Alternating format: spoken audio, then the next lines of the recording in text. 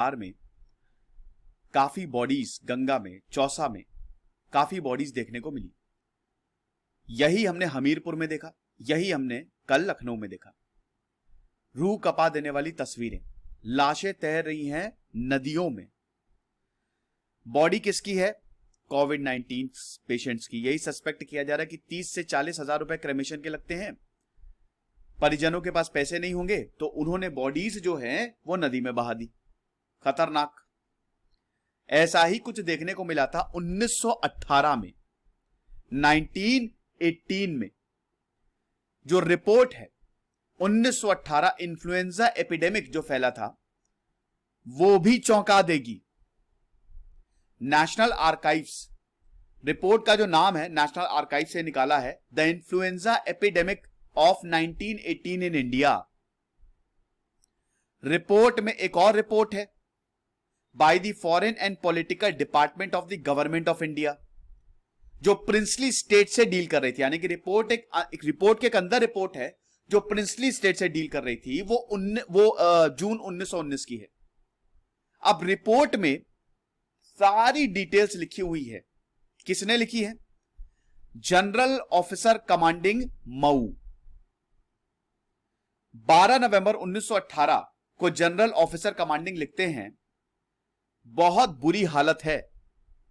यह मेरा ऑनर है कि मैं आपको ये इंफॉर्मेशन कॉपी भेज रहा हूं जो कि सदर्न स्टेट्स के पॉलिटिकल एजेंट्स हैं। नर्मदा रिवर में पोल्यूशन हद से ज्यादा बढ़ गया है क्योंकि लाशें बह के आ रही हैं। इन्फ्लुएंजा कॉप्सेस बहुत सारे हैं। नोट को एड्रेस किया मेजर जनरल, जो कि सदर्न कमांड के उनको कार्यभार दिया गया था। मतलब नोट भेजा किसने? जनरल ऑफिसर कमांडिंग, और एड्रेस किया किसने? मेजर जनरल ने। एक्चुअल रिपोर्ट क्या है नर्मदा रिवर पे? रिपोर्ट शुरू होती है कि नर्मदा रिवर की कंडीशन बहुत बुरी हो चुकी है, पल्यूट हो चुकी है। खालघाट, मध्य प्रदेश में टाउन है ना खालघाट, वहां पे हालत बद से बदतर हो गई है। ढेर सारी लाशें बह के आ रही हैं बिटवीन खालघाट धर्मपुरी। जो नाव वाले हैं वो नदी में नहीं जा पा रहे हैं, लाशें इतनी ज्यादा हो गई हैं। कोई एग्जैजरेशन नहीं है, डेथ्स इतनी ज्यादा हैं, फैमिलीज के लिए उनका अंतिम संस्कार करना लगभग नामुमकिन सा हो गया है। इस रिपोर्ट ने दोस्तों हिला के रख दिया था। आपको बता रहा हूं मैं रीजंस क्या दिए गए हैं, क्यों ये लाशें जो हैं वो नदी में फेंक दी गई, जैसे अभी तो कोविड-19 की वजह से। ऐसे रीजंस क्या दिए गए हैं? 1918 में रीजंस क्या थे? पॉलिटिकल एजेंट ये बोलता है कि सिचुएशन एपिडेमिक की वजह से हुई, अरेंजमेंट्स थे नहीं, लाशें जलाने के लिए जो सामग्री चाहिए ना लकड़ी थी ना गाय के कंडे थे, इसीलिए लाशों को सीधा नर्मदा नदी में फेंक दिया।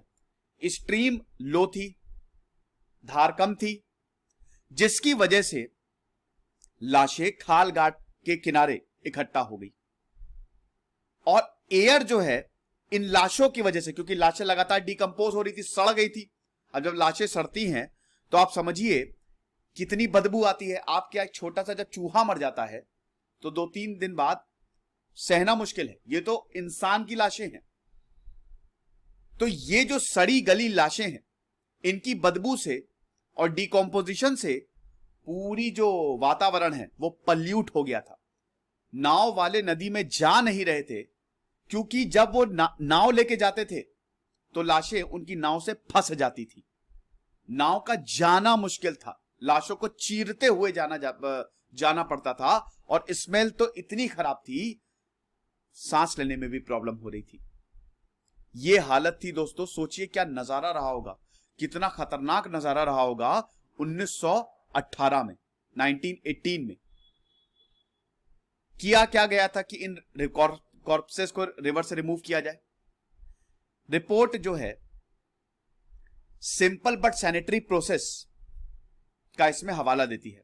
सिंपल प्रोसेस था, सॉरी सिंपल लेकिन इनसैनिटरी। प्रोसेस सिंपल था लेकिन इसमें सैनिटेशन, साफ सफाई का बिल्कुल भी ध्यान नहीं रखा गया। पता है क्या किया? जो डाउन स्ट्रीम, जो नदी की धार नीचे जाती है ना, लाशों को बस वहां ढकेल दो।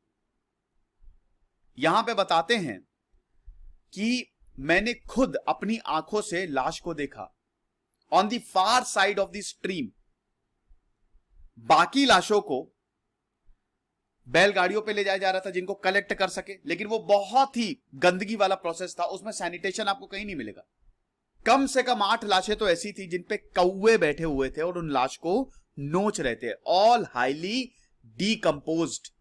कौन परिवार चाहेगा कि ऐसा अंतिम संस्कार हो? इस तरीके का कि लाशें जा रही है, उसको चील कौवे नोच के खा रहे हैं। रिपोर्ट्स मेंशन करती हैं कि कॉप्सेस, ये लाशें कहां से आई थी?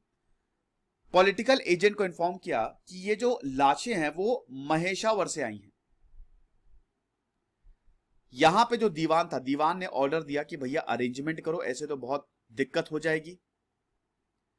इतनी सारी लाशों को बैलगाड़ियों पे कहां से हम लेके आए?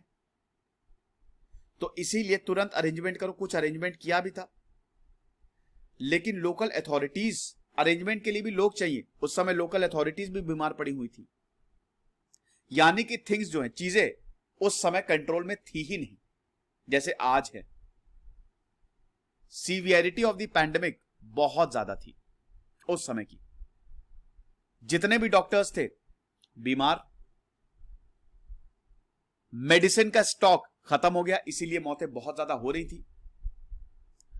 गुजरी काकरता में डेली 3 से 4 मौतें हो रही थी। दीवान यह बताता है 4000 से ज्यादा लोग बीमार हैं अकेले धार टाउन में, और उस समय पॉपुलेशन कम थी।